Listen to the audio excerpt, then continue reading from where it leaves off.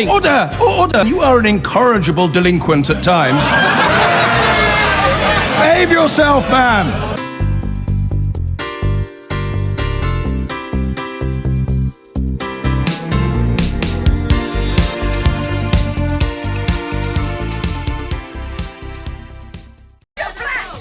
You're black.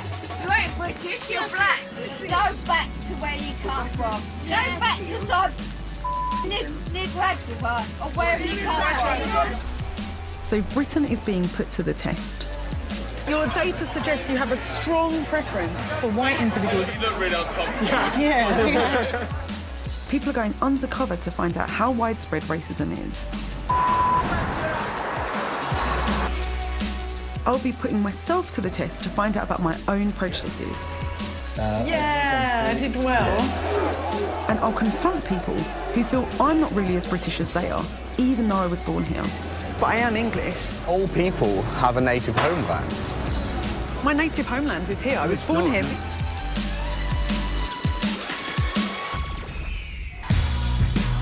I'm a data journalist. I normally rely on numbers to get to the truth behind complicated stories.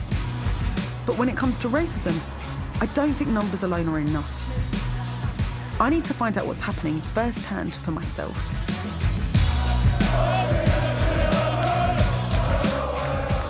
When you say the word racist, this is what lots of people might imagine. People have accused the English Defence League of racism since they were created back in 2009. Is that fair? Do they think they're racists?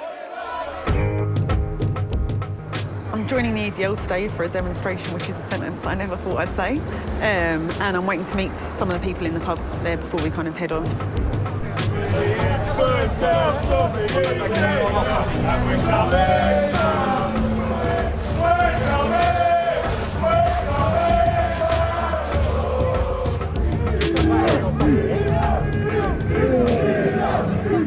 How comes your face is covered?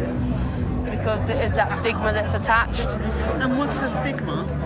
We get called racist, we get called far right. Do you think that's fair? Or? No, not at all. I'm half Greek Cypriot, so I'm not racist. My family are immigrants, so not a chance. But a lot of people won't accept that I'm just here to fight radical Islam. The trouble is with this country, you can't tell the truth. I have to cover my face because otherwise I could lose my job. In a survey, almost 70% of Brits said they have no racial prejudices at all. And everyone I spoke to here has said they're not racist. Lots of people are keen to talk, but some really don't want us here. What are you filming for? Don't tell me. I said don't tell me it was quick. BBC left with mouth.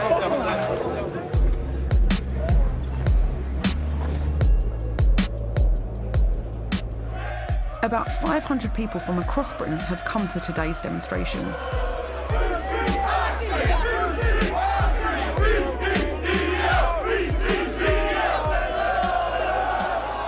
They say they're not racist, but as someone who isn't white and who comes from a Muslim family, I feel really uncomfortable here.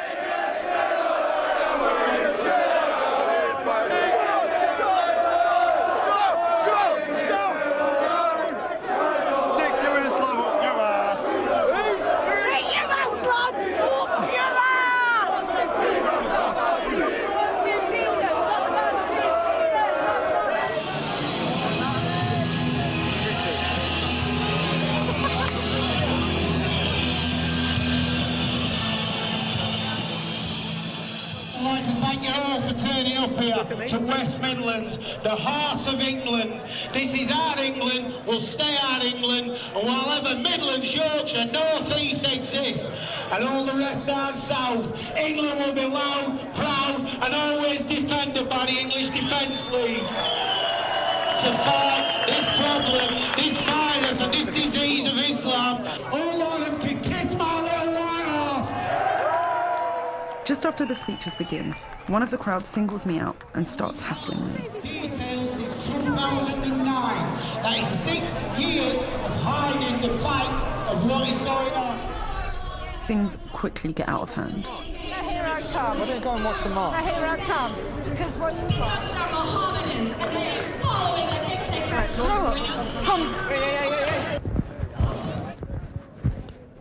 Up until now, it was just what people were saying that made me feel uncomfortable. But now that it's getting physical, I feel like it's time to leave. Oh, it's like, as soon as you walk out of there, you feel like a little bit of like tension leave your chest. I feel animosity. They can say what they like about, like, you know, being open-minded and stuff. You can feel animosity. You can feel when the camera is off looking at something else, someone kind of eyeing you up and down. I felt completely uncomfortable from start to finish. Some of the people at that EDL event did seem racist to me, but they don't see themselves that way, so they wouldn't show up on any survey about prejudice. And that's just one of the problems when it comes to figures on racism in Britain. For example, the number of us who say we aren't prejudiced has stayed pretty much the same over the past decade. But reports of hate attacks motivated by race, religion, or both have risen dramatically against some communities. Keep doing the fucking country, you black bastard. Whatever you do, yeah, man. Let's bang out. What? So it looks like the numbers aren't giving us a proper picture of what's happening on the streets. Is aggressive racism common in Britain?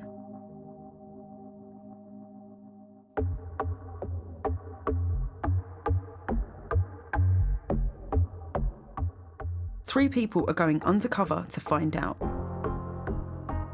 The common assumption of Muslims at the moment is that they're all terrorists, that all the men are terrorists and that all the wives are at home feeding the terrorists. I think that Britain as a nation is conservative about its racial prejudice in the sense that it's not going to tell you to your face that they're racist.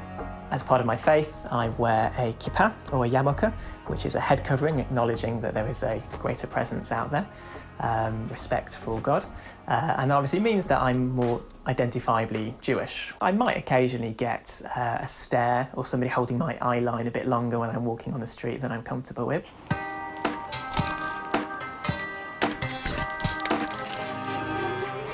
Richard, Hannah and Deji will film for a day with hidden cameras as they walk around minding their own business.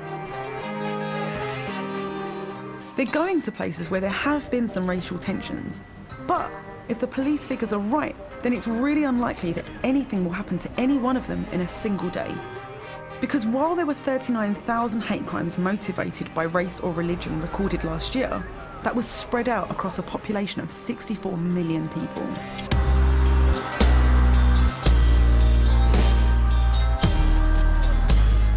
This is Dudley.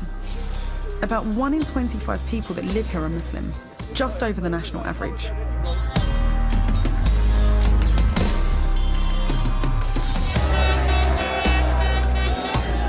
Plans for a new mosque have inflamed tensions, and there have been reports of problems between the white and Muslim people in this community.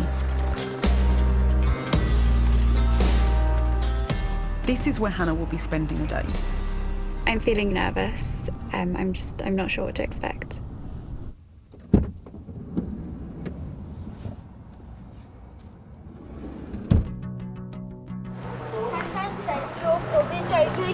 Yeah, I got a call. Yeah, Hi. Is there anywhere where I could sit down and eat around here? You've got McDonald's at the top of the road, and then turn right to the light just over and you'll see it. Okay, that's the nearest thing, I think. Oh, thank you. Could I have a barbecue dip, please? Yeah. Ketchup on the bottom. I'll be moving. Come and sit here with Yeah, it's fine. Thank you. That's all right. I'll be leaving soon anyway, so it's fine. Hold on.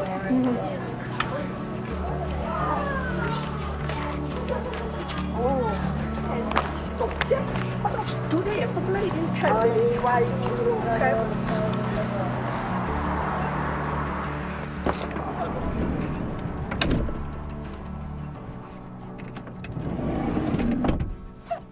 How was the morning? Well, this morning I was quite surprised. I was expecting, some sort of reaction or a lot of stares. I did get quite a few stares compared to you know, London, for example, where I wouldn't get any stares. So people did look at me and things like that, but no one said anything. But according to community groups, it's women wearing full face veils that are targeted most aggressively in attacks. So, Hannah will spend the rest of the day wearing the niqab to see if it changes how she's treated.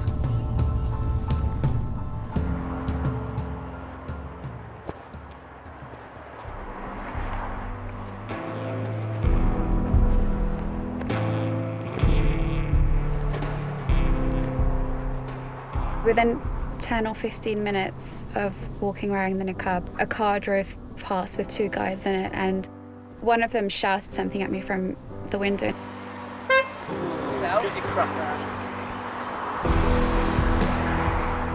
It was very intimidating, and it was quite scary because I was walking by myself, and, you know, I'm not familiar with the area, and I have no idea who they are, and they don't know who I am. An anti-hate crime group found that 60% of attacks against Muslims are perpetrated against women. 10 to 15 minutes after that incident, another car drove by with 1 guy in it.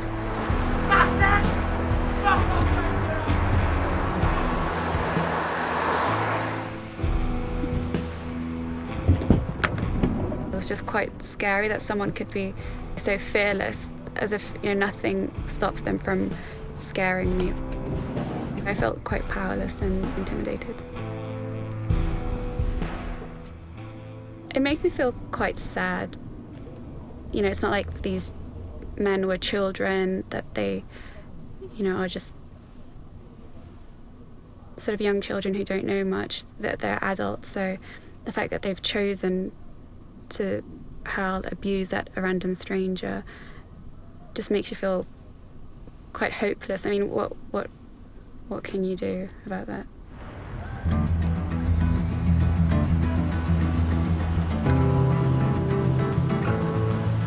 This is Somerset. Only 2 in 1,000 people that live here are black. We've been told by anti-racism groups that there are issues here. This is where Deji will be spending his day. I'm hoping it's going to be a positive and pleasant experience, but you just never know. So let's see what happens.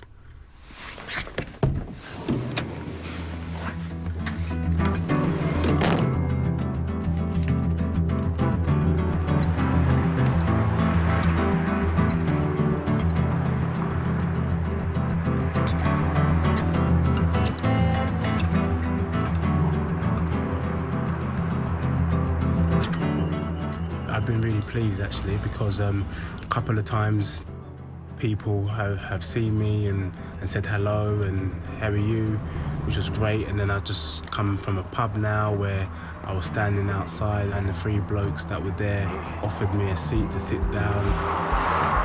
I thought I'd get a bit of sun before it's all gone for the summer, you know? Well, after today, it's gone, innit, yeah. This is our summer. Yeah. They noticed that I'm not from around here, and they were just talking to me and getting me involved, which was nice because it's quite a small pub, and I'm always quite conscious of small pubs because they tend to be quite local. You know, it seems to be the same people going there. So the fact that they could tell I was new, but I wasn't made to feel uncomfortable in terms of those 3 guys. But what I have also noticed is that there is the ones who are not speaking. I do get the look. So they're just giving me, you know, they're staring at me, or there's a little look there. You know, I try and acknowledge them, I try and smile, you know, whatever. But yeah, I do feel that there's a couple of looks, but nothing to make me feel so awkward that I have to leave or get out of the area. And so I go home happy.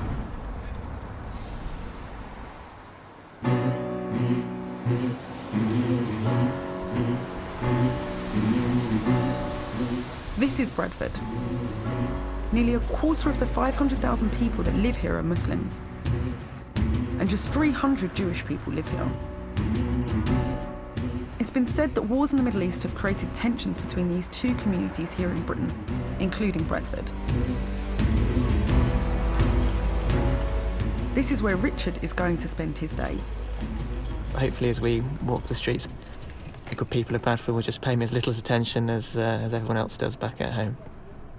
My gut instinct, I suppose, being an optimist, is that nothing at all will happen.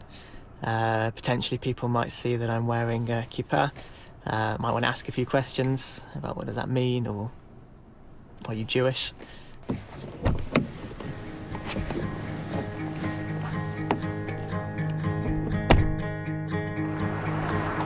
Within about 60 seconds of getting out of the station, I was walking past a small group of people who were having a drink outside a pub.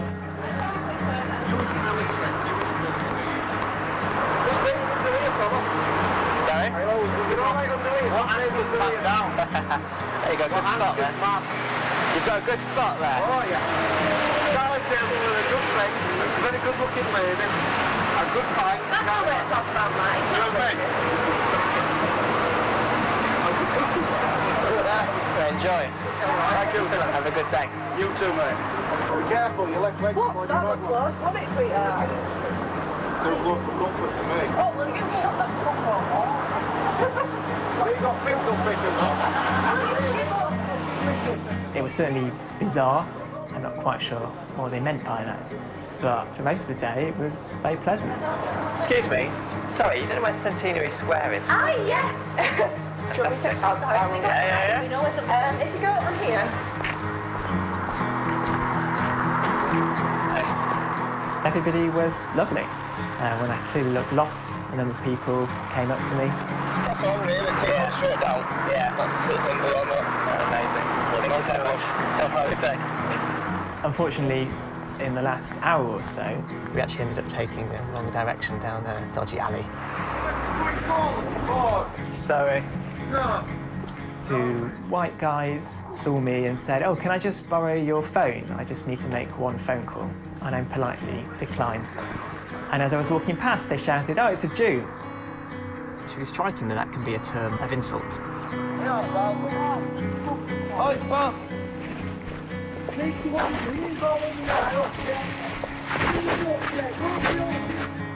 And then really not long after that, walking along this time actually a very busy main road, and a young Asian male was driving past me. He knocked on his window and gave me the V sign. 5 minutes later, a similar thing happened. Another British Asian male was driving past on a different stretch of the road, and again banged on his window and gestured to me.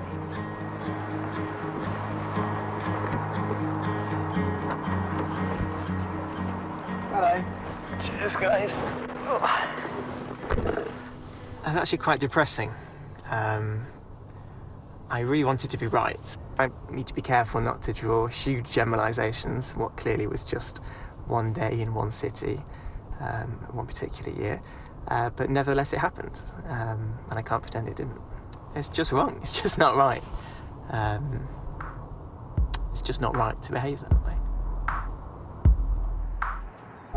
It looks like aggressive racism is alive and well in Britain. The undercover experiment reflects the increase in reports of religiously motivated hate crime. Sources suggest 50% more attacks on Jewish people across Britain in the first half of this year, and 70% more against Muslims in London last year. The abuse that was held at Hannah would technically have been recorded as a race hate crime, but she says that she wouldn't have reported it. And I know that for me personally, when I've received verbal abuse or even been punched, I didn't go to the police. So the official statistics probably don't capture the full extent of what's happening on the streets of Britain. But what about more subtle ways we might treat people differently because of their race or religion? Is it possible to detect them? Let's start with a simple test.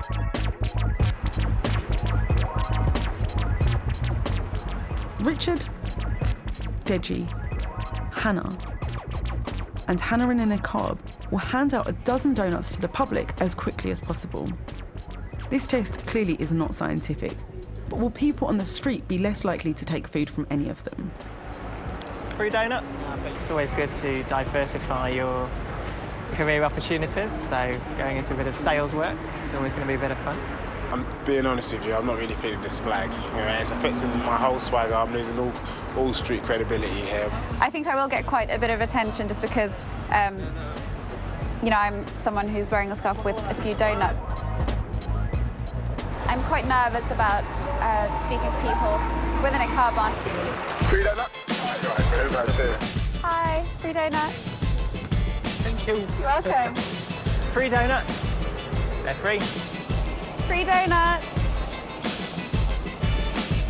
Hi, a free donut? Cheers. Enjoy. Have a lovely day. Free donuts. Whoa.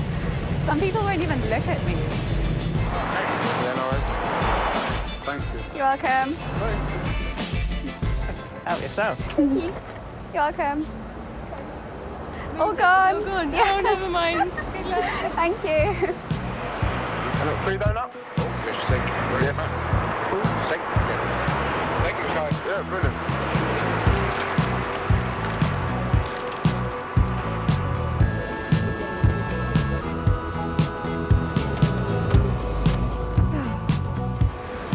Free donut. Oh, my days. Thank you. Enjoy.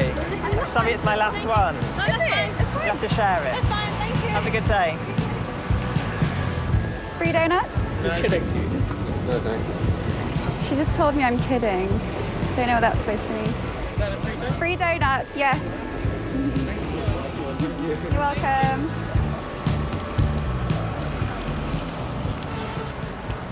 I think someone just walked past and muttered scum under their breath towards me, which is quite shocking that someone would disrespect a stranger like that. So far, it's been Hannah and Richard that have run into problems in the tests. But Deji has also faced racism on Britain's streets.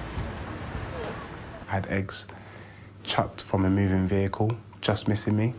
The odd monkey chant. I had people saying, you know, fuck off, go back to your own country, you know, fucking get out of here.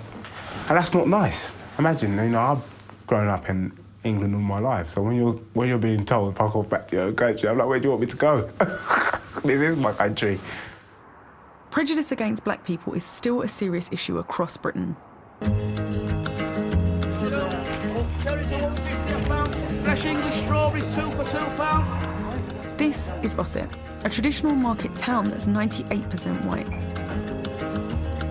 Martha Renee faced abuse when she opened her cafe here.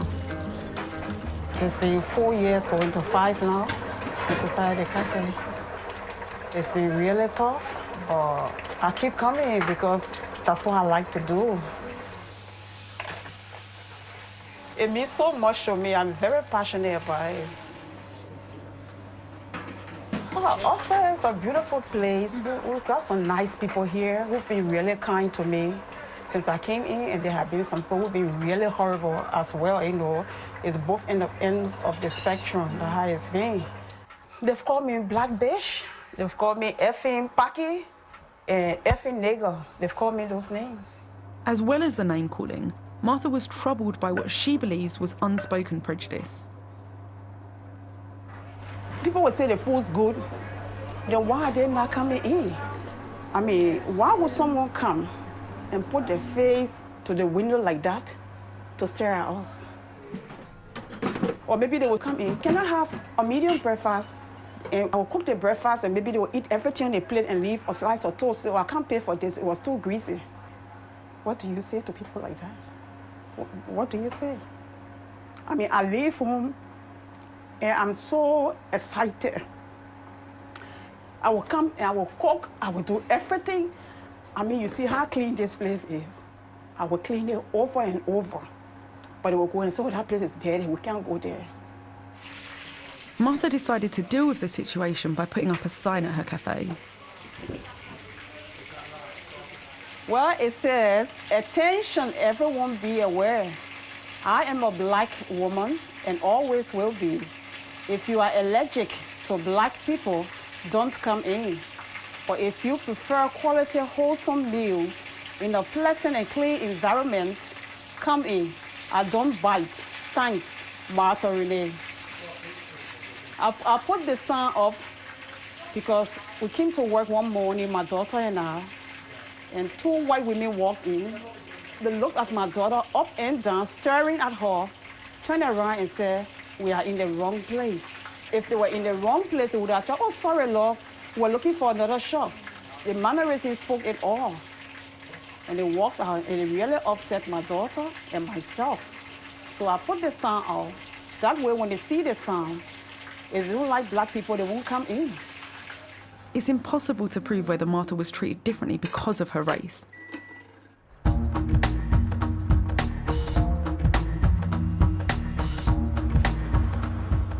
The problem is, unspoken racism is hard to verify. Can a test help identify unconscious prejudice? Richard, Hannah and Deji will trigger 10 shop alarms to see whether any one of them gets their bag searched more often.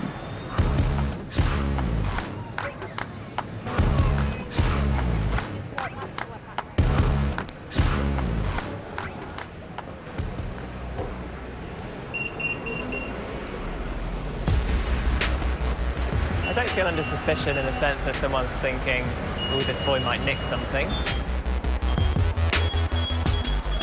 I think because I'm coded as white, as many Jews are, I'm probably treated with any implicit assumptions that that might bring.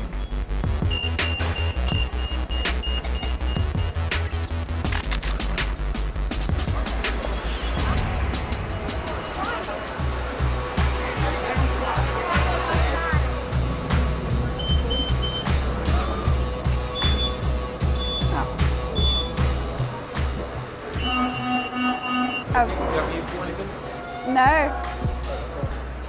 You haven't bought anything, no? No. Okay. I didn't feel under suspicion. I didn't feel like they were doubting any of my actions or anything that I said. No. People have been quite nice about it. They'll obviously stop me and check my bag, but you know, they'll just have a quick glance at my bag and then it's fine and they'll let me off. Yeah, sure. Get somewhere. You bought something inside? No. Can you close the door for me, please? Yeah. I know what's inside the bag, please. No, I didn't. Yeah, that's fine. No. Okay. Oh, thank you.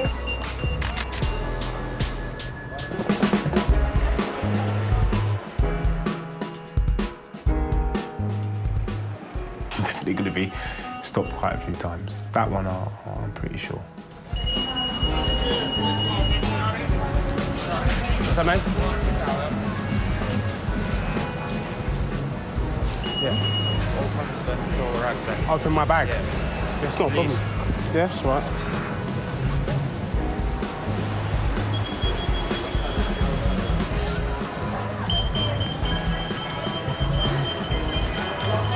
What's that? What, you part of the security, are you? All right. Do you know what I mean? Do you open your bag up then for me and I'll just It's never a nice feeling. No one likes to feel like they might be perceived as someone suspicious. Have you bought anything? No, I haven't bought anything. Do you mind if I just try your bag for it? Is that all right? Yeah, sure, mate.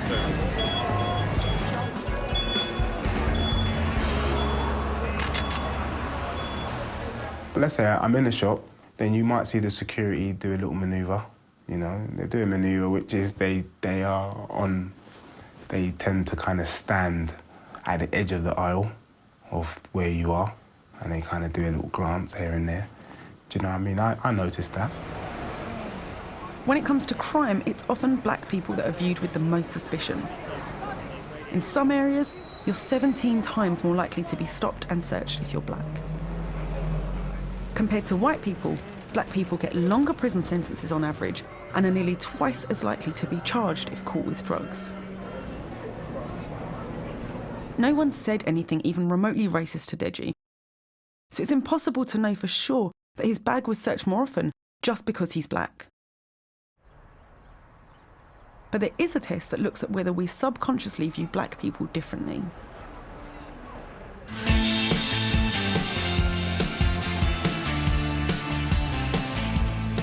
I'm going to ask some people in this pub to sit the test. Hello, hi. Would you be willing to do a test, but without knowing anything at all about what the test consists of? Yeah, sure. Yeah? Okay. Okay. Hello. Is there if I sit here? Yeah, of course, sit down. All right, so I'll just set it up for you guys. Trick is to be as fast as you can. Okay. Yeah. All right. People are shown a quick succession of faces and words. They have to quickly classify each face as black or white and each word as good or bad.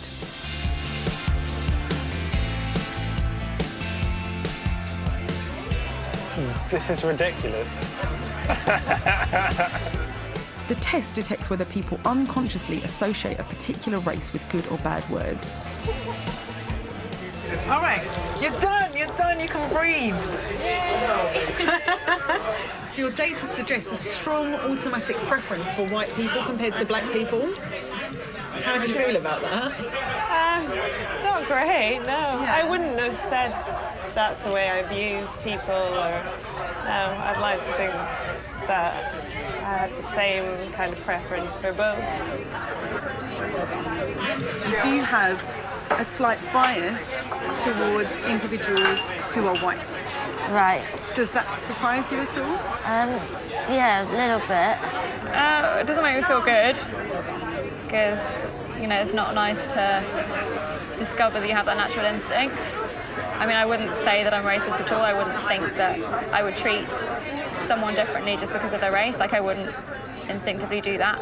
But then I suppose the test does not show differently, so it's difficult to say. You have no automatic preference between black individuals and white individuals according to the test. You're happy with the result? Yeah. Yeah. Why are you happy with it? Because I don't think I'm a racist person, and that proves it. So it says that your data suggests a slight preference towards black people compared to white people. Mm-hmm. Does that surprise you at all? I don't know. I don't think I really do have a bias, if you know what I mean. Like, right. Back to me now. Thank you very much. So it says that your data suggests you have a strong preference for white individuals over black individuals. Right. A strong automatic preference for white individuals over black individuals. How do you feel about the results? I don't think it's changed my opinion about myself much. Yeah, well, he looked really uncomfortable. Yeah. This isn't a test to find racists. It's just about discovering the hidden prejudices we don't even know that we have. So altogether, about 3,000 British people have sat this test, and 80% of those who weren't black showed some preference towards white people. So does that mean there's something deep within many of us that makes us view black people differently? I'm going to put myself through some tests to find out more about my own unconscious prejudices.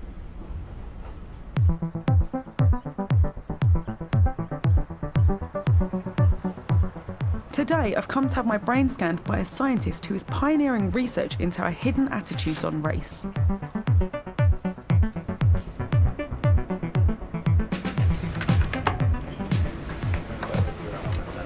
Hello. Mona, hi. Hi, Manos. It's nice to meet you. Nice to meet you too. So welcome to the MRI unit of Royal Holloway. We're going to be doing a short experiment, trying to see how your brain responds to faces of people who belong to different races. And can I ask which races I'm going to be showing? You're going to be seeing white and black faces. No anything else? No, Arab faces, no Asian faces? No, just white and black. Okay. How are you feeling? A little bit nervous. I've never had someone scan my brain before, so this is going to be interesting for me.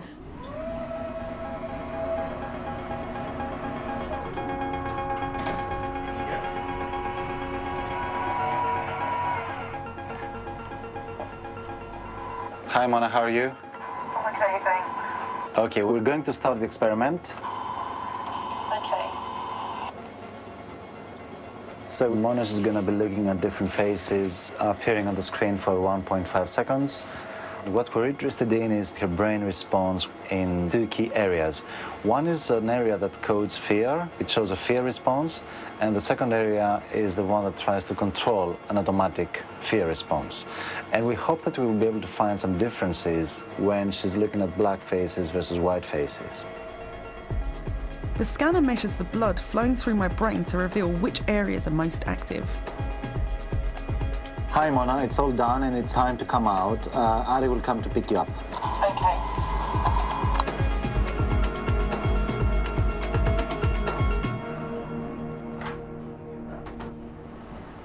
So let me take you through the results.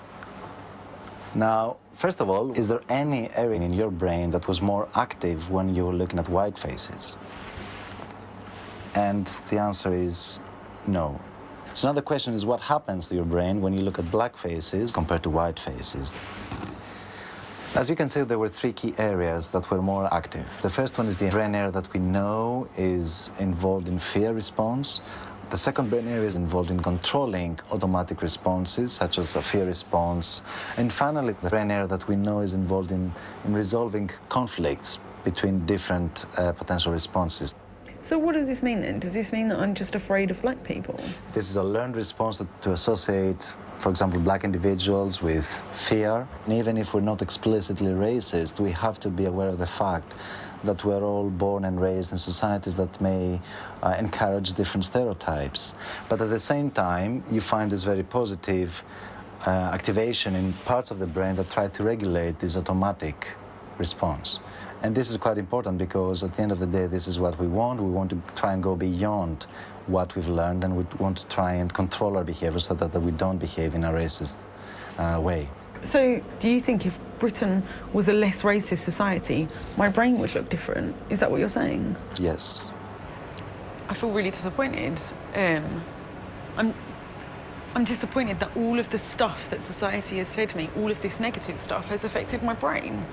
I don't think I was born with an aversion to black people. And I don't think that I have developed that fear through my own personal experiences, because I don't think I've had any more negative personal experiences of black people than I have of any other race. And the thing that's even quite frightening is I still see, obviously, like, you know, stereotypes being kind of bandied around, but I'm not aware of the way that they are constantly affecting me. If anything, I'm thinking, that's not true, that's not true, that's not true, and yet it's somewhere in my brain. But I think it's just quite sad how crude it is in a way. Like, it's just the part of your brain saying, be scared. It's just so unbelievably basic. You don't have to look hard to find examples of negative stereotyping of black people. Close to 7 in 10 stories in the news about young black men relate to crime. While music videos and movies show black men as violent criminals to be feared. Islamist extremists here and abroad have driven some to have a sense of hostility towards all Muslims. And events in the Middle East are sometimes claimed to be behind the rise in attacks on Jewish people here.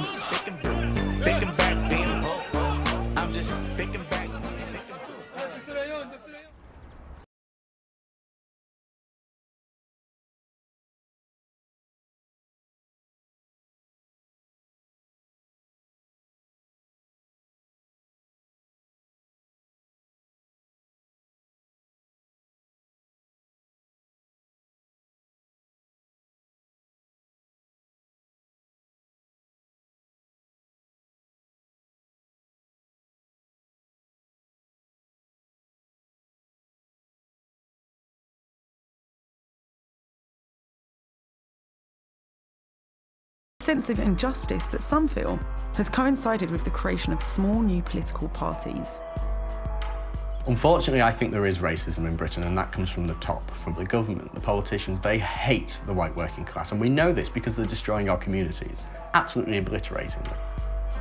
Jack is a publicity officer for the political party Liberty GB, who argue that multiculturalism is damaging Britain.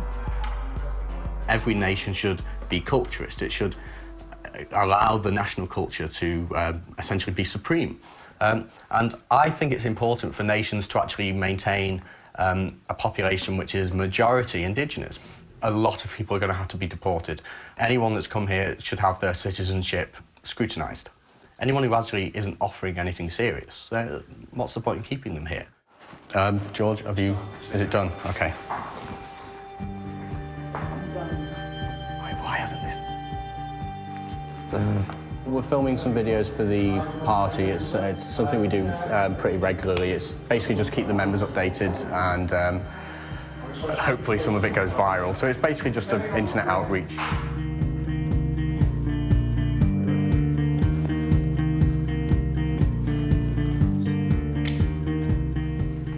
Islam is probably right now the primary problem with multiculturalism.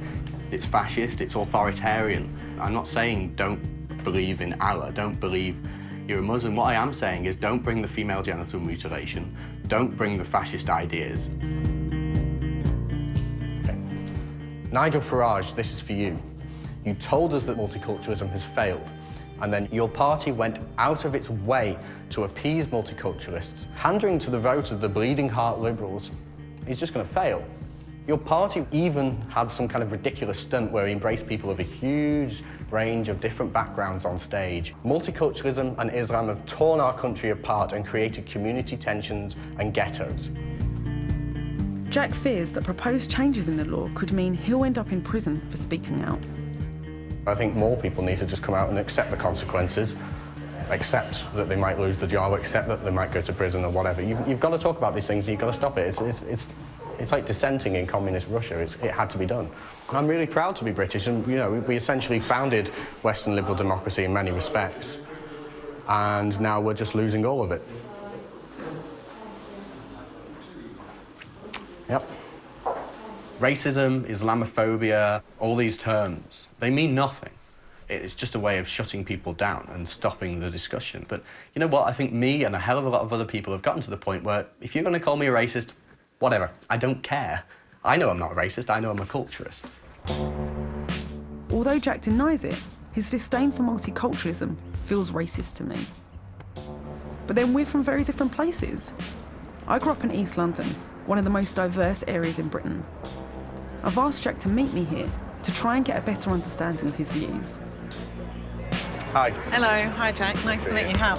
Ow, Sorry. it really hurt. It was like a proper strong handshake. Anyway, so we are here in Queen's Market, which is in Upton Park. Yeah. Which actually isn't too far away from where I grew up. So I've been to this market a fair few times, I have to say. Have you ever been here before? No, I haven't, no. Do you know this area at all? Not at all, No? no. Okay, what are your sort of first impressions of here? It's a completely different world. Really? Yeah. A completely different world to what? To the world that you know? To England. No, this is definitely England. We're in England right now. Arguably. It doesn't seem like it. Why doesn't it seem like England to you? Well, I see very few English people. The whole place has just been transformed. So when you say that you look around and you see very few English people, how do you know that you might see someone like me and you might not necessarily identify me as English, but I am English? Oh, of course, by nationality, yeah. I was born here. Yes. I'm as English as you are. Yes, but think about it. You know, all people have a native homeland. My native homeland is here. I was born not. here No, because it's not. native My means native homeland natality. It means where you were born, No, right? my native homeland, my historic homeland is Western Europe. And I'm not saying you're any less British. That's not what I'm saying. Yeah. But what I am saying is you're not an indigenous British person. It feels like Jack believes my race means I don't belong here as much as him. But I feel every bit as British as he does. I have British values. My parents immigrated to this country and they have British values, right? Yep. So what you want is Western European ideals, but you're saying I'm not Western European even though I'm assimilated. Not ethnically, no. Culturally, largely so you why are, do you care yeah. about my ethnicity? Why does it mean that me and you are different? No, because there are two fundamental ways of describing someone who is British, for instance.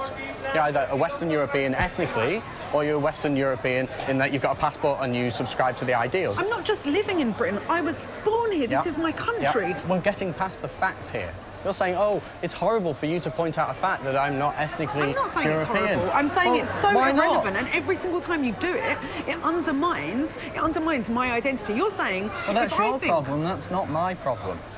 Fundamentally, you have different experiences to me. I have different experiences to you. Some people assimilate, but a significant majority do not. And yeah, lots of Londoners were brought up in this kind of multicultural scenario, which is why so many of them are brainwashed into saying, yes, it's brilliant, it's brilliant, it's brilliant. I'm sorry, the world isn't perfect, it's not. And we try and make it as perfect as possible with our Western ideals, with our freedom and our liberty. So I can hear how angry you are. I can hear how frustrated you are. It's very visible. What can we do when we're constantly bombarded as being racist and evil? I'm sorry, I don't hate people because of their race. I look at a real and serious threat and I want to tackle it. So it's been a kind of interesting day with Jack. On the one hand, I actually really do understand why someone who would come from a majority white part of Britain would arrive here and actually have a bit of a culture shock almost, to feel really, really out of place. So I guess I can sort of empathise with that. When it comes to his political views, I really, really do actually think that he probably doesn't think he's a racist, and I think he thinks all of his views are just about culture and immigration. But actually, when it comes down to it, his insistence, his constant refusal to acknowledge my Western European culture felt pretty racist to me, right? He was more interested in the fact that I'm not white than the fact that I was born here, and that to me is incredibly offensive.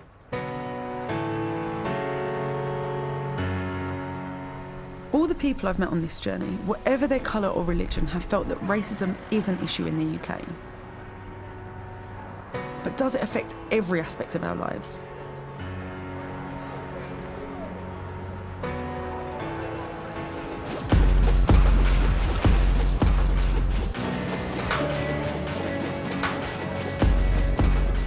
I'm here to find out whether race matters to these people when they're picking a date. You can't wait to see these pictures. You're like, I want to see these women. Right, we'll start off with this woman. Is this someone who you find attractive? No. No. This one? No. Picky. You're picky? This one. Oh, he's all right. Yeah, it's got a nice beard. What do you think about him? No, I don't think so. No, not for you. Him? No. What do you think about her? Yeah, she's cute. You would, wouldn't you? Maybe like 1 or 2 dates. No. No. Yeah. Okay, so would you say there was any sort of pattern in the sort of women that you were going for there? Yeah, particular interest towards white women, mixed race women. Okay. There were women from different ethnicities that I found attractive, but I'm thinking about who my friends are, what things that I do, because I'm from Nigeria and I'm very connected to that culture. So I'm thinking, is there compatibility there? It's good looking, but I don't think I would go there. No. For me, I've never really thought about dating anybody who's black. It's never come across my mind. And even though you are attracted to him, you said you think he's attractive. Yeah, he's attractive. I mean, I'll always appreciate somebody who's attractive, but being in a big Indian family, you have to sort of think about the wider extension and the network of the family as well. I wouldn't want to bring somebody home that I know my parents would have a real big issue with. Probably not. I think culturally and religiously would clash. I'm not really religious, I'm not practicing. If somebody was like, oh, I'm quite a strong Muslim, their family might not want me in their family. I just really don't find him attractive Okay. at all. All right, okay. What about him? Yeah. No. I don't see how I could ever be accepted into that community. Yeah. But it's like a half-hearted yeah. Why is it a half-hearted It's like, just because naturally, because she's Indian, like subconsciously you're on like, yeah. So subconsciously, you're always attracted to Indian women? Yeah, I think like, regardless of what background you're from, like, you're always going to be attracted to the same race, religion, culture. I actually have never dated a black guy, but he is really good looking. Would it be fair to say that your type tends to be more white, even though you're open-minded about dating people of other races? Well, yeah, probably, because that's been my experience.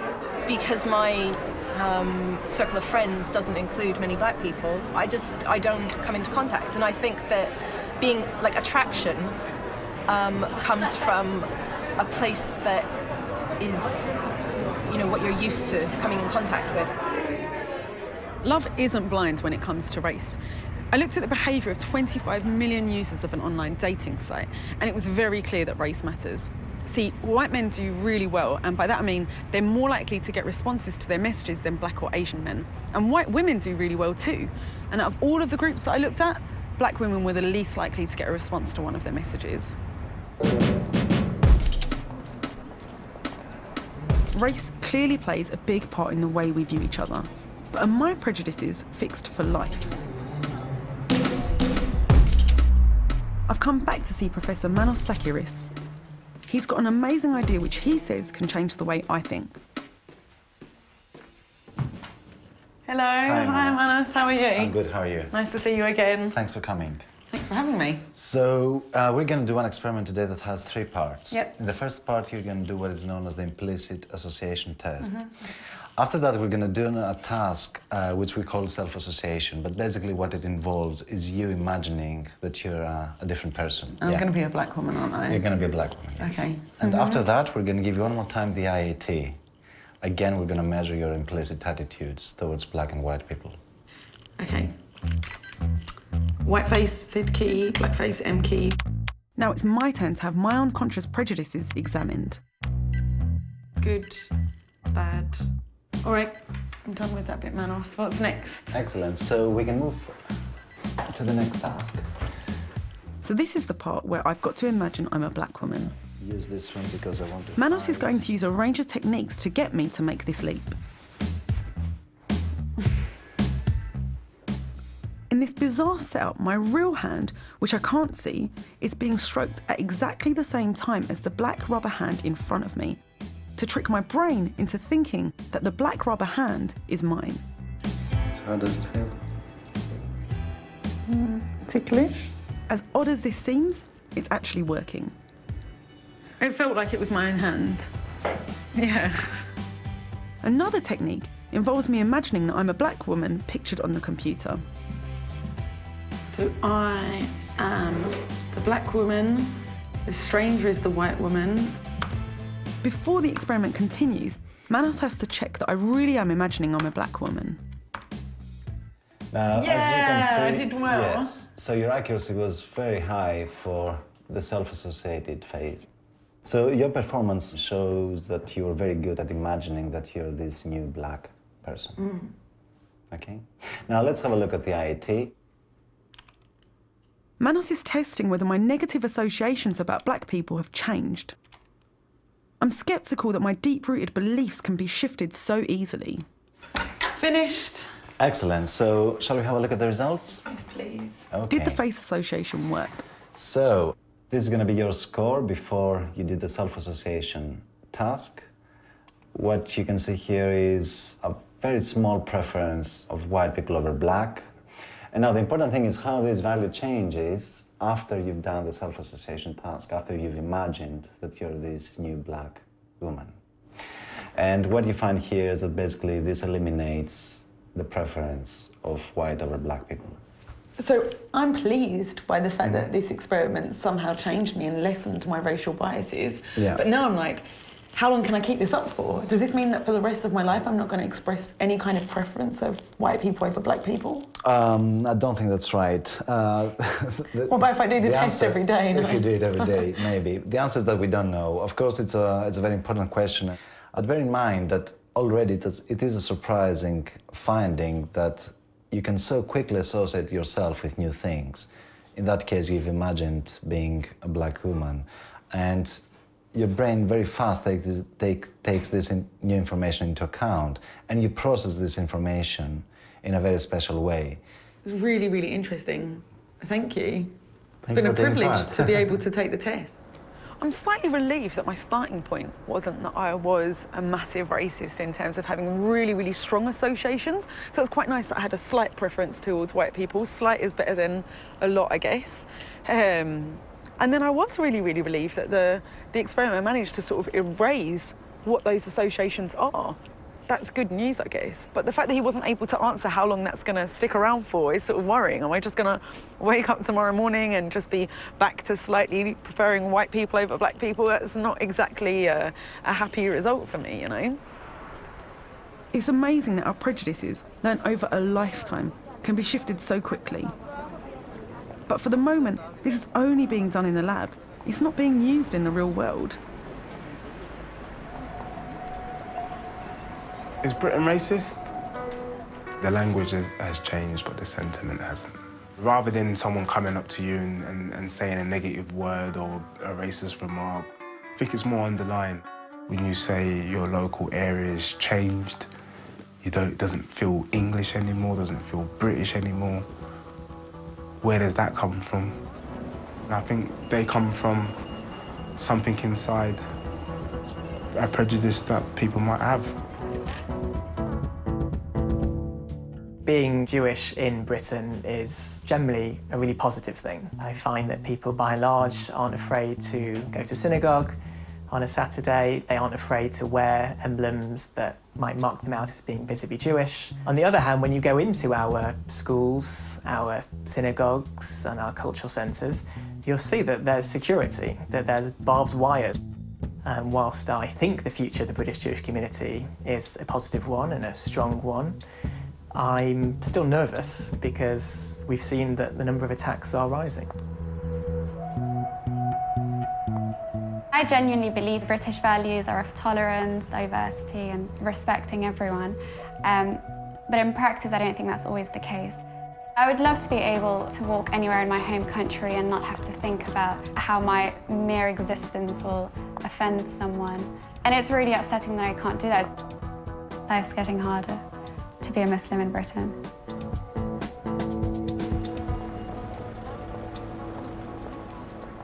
When I started out on this journey, I thought maybe the statistics don't quite capture the full extent of racism in Britain. And seeing the experiences of Richard, Deji and Hannah, I think that's probably true.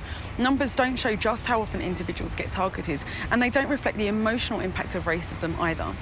But it's not just about outspoken racism, it's about subconscious prejudices too. And I include myself in that because my test results showed that I was capable of holding racist attitudes, even though I'd never deliberately be racist against anyone. See, society has shaped our brains in racist ways, whether we realise it or not.